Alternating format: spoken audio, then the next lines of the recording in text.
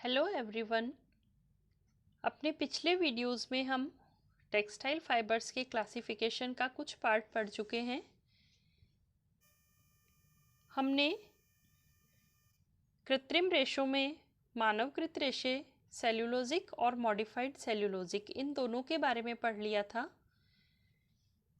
आज के इस वीडियो में हम संश्लेषित रेशों और विशिष्ट रेशों के बारे में पढ़ेंगे।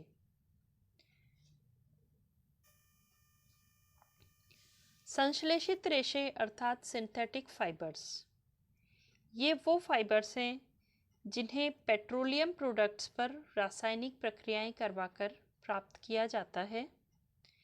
इनमें प्राकृतिक पदार्थों का समावेश बिल्कुल नहीं होता। ये टोटली केमिकली सिंथेसाइज्ड होते हैं, रासायनिक रूप से संश्लेषित किए जाते हैं और इसीलिए इनके संगठन में कार्बन, हाइड्रोजन और ऑक्सीजन प्रमुख रूप से होते हैं। ये रेशे ताप सुनम्य होते हैं, थर्मोप्लास्टिक होते हैं, अर्थात ताप देने पर ये नर्म हो जाते हैं और नर्म होने के बाद में इनको किसी भी शेप और डिज़ाइन में ढाला जा सकता है। ठंडा करने पर ये उस शेप को बनाए रखते हैं या उस आकृति को बनाए रखते हैं। ये रेशे अत्यधिक मजबूत होते हैं और टिकाऊ होते हैं। इनकी अवशोषण क्षमता बहुत कम होती है, पानी को ये अवशोषित नहीं करते हैं और इसीलिए गर्मियों में पहनने के लिए उपयुक्त नहीं होते। सिंथेटिक फाइबर्स कई प्रकार के होते हैं और ये क्योंकि संश्लेषित या कृत्रिम रूप से बनाए जाते हैं, वैज्ञानिक इनको लेबोरेटरीज में बना रहे हैं, तो लगातार प्रयोग चलते रहते हैं और दिन प्रतिदिन नए नए रेशों का आविष्कार किया जा रहा है। इनमें से कुछ महत्वपूर्ण नॉन सेल्यूलोजिक सिंथेटिक पॉलीमर रेशे जिनके बारे में हम पढ़ेंगे वो है nylon, polyester, acrylic, modacrylic, Orlon, Kevlar, vinyon आदि, जिसको हम टेबल में आसानी से देख सकते हैं। सबसे पहले हम ये समझें कि संश्लेषित रेशे हैं क्या। मानवकृत गैर सेल्यूलोजिक पॉलीमर रेशों का यह समूह जो संश्लेषित रेशे कहलाता है, यह रेखीय बहुलक अर्थात लीनियर पॉलीमर के द्वारा संश्लेषित किए जाने के कारण अपनी अलग पहचान रखता है। सबसे पहले जो रॉ मटेरियल होता है, पेट्रोलियम प्रोडक्ट्स होते हैं, उनकी केमिकल रिएक्शंस करवाई जाती हैं और उससे एक अणु अर्थात मोनोमर जो बनता है, उसको फिर विभिन्न प्रक्रियाओं के द्वारा उसकी सीरीज या श्रृंखला बनवाई जाती है।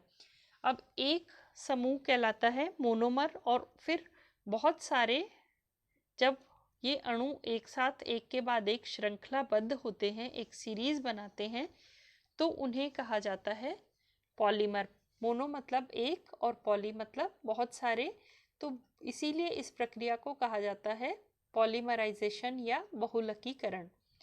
तो ये क्योंकि पॉलीमर्स एक रेखीय संरचना में होते हैं, इसीलिए इन्हें कहा जाता है लीनियर पॉलीमर, यानी ये एक रेखा में, एक श्रृंखला में अरेंज्ड होते हैं।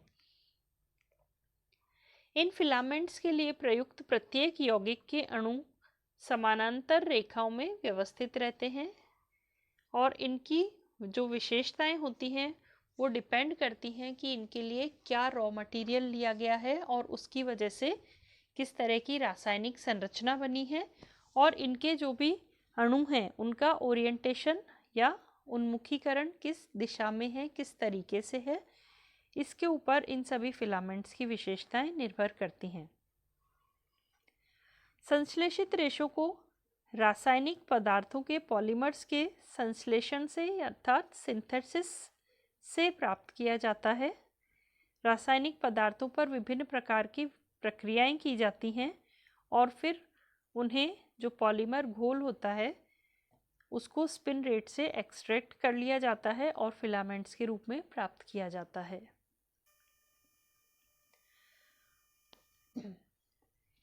संश्लेषित रेशों के समूह में सबसे महत्वपूर्ण है नायलॉन। नायलॉन एक पॉलीमर रेशा है। वैसे ये एक रेशों का समूह है, फिलामेंट्स का ग्रुप है। ये एक पॉलीमर है जिसमें पॉलीएमाइड संरचना होती है और इसमें कार्बन, ऑक्सीजन, नाइट्रोजन और हाइड्रोजन को रासायनिक प्रक्रियाओं के द्वारा मिलाया जाता है, जिससे उनके कंपाउंड्स अर्थात यौगिक बन जाते हैं और ये यौगिक आपस में क्रिया करते हैं, जिससे लंबी लंबी श्रृंखला वाली आणविक संरचनाएं बनती हैं और इन्हें रासायनिक रूप से पॉलीएमाइड कहा जाता है। इन पॉलीएमाइड पॉलीमर्स के घोल को स्पिन रेट से पास करके, एक्सट्रैक्ट करके और फिर उससे फिलामेंट्स या रेशे बना लिए जाते हैं। नायलॉन के रेशे में बहुत सारी विशेषताएं होती हैं और उन विशेषताओं के कारण, उन अच्छे गुणों के कारण इसको जादुई रेशा या मैजिक फाइबर भी कहा जाता है। यह रेशा काफ़ी मजबूत होता है, चिकना, कोमल, सूक्ष्म, अर्धपारदर्शी होता है, बेहद लचीला और टिकाऊ होता है। नायलॉन फिलामेंट के अंदर इतने सारे अच्छे गुण हैं, जैसे ये बहुत ही अच्छा प्रतिस्कंद होता है, यानी रेजिलिएंट बहुत अच्छा होता है। प्रत्यास्थता और प्रसरण क्षमता भी इसकी बहुत अच्छी होती है। इसके ऊपर कीड़े, फफूंद, घर्षण इन सभी का कोई प्रभाव नहीं पड़ता। ये रेशे ताप सुनम्य होते हैं। इनकी लंबाई, व्यास और चमक को जैसी हमारे उपयोग के लिए आवश्यकता है, उस आवश्यकता के अनुसार कम या ज़्यादा किया जा सकता है। इन रेशों को बेहद चमकीला, मध्यम चमक वाला या बिना चमक वाला किसी भी प्रकार का बनाया जा सकता है। इनसे बनने वाले धागे बहुत वैरायटी के होते हैं। साधारण धागे इनसे बनाए जा सकते हैं, फैंसी यार्न्स भी बनाए जा सकते हैं और टेक्सचर्ड यार्न्स भी नायलॉन से बनाए जा सकते हैं।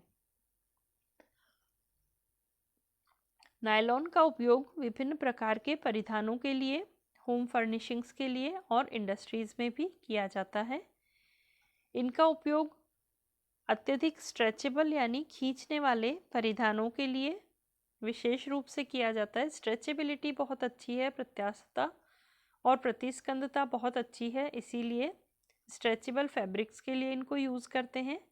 इनको पेंटीहोज, पैराशूट, टायरों की रस्सियाँ, एयरबैग्स और होम फर्निशिंग्स के निर्माण के लिए मुख्य रूप से इस्तेमाल किया जाता है। इसके अलावा इंडस्ट्रियल यूज़ भी बहुत ज़्यादा हैं नायलॉन के रेशे के।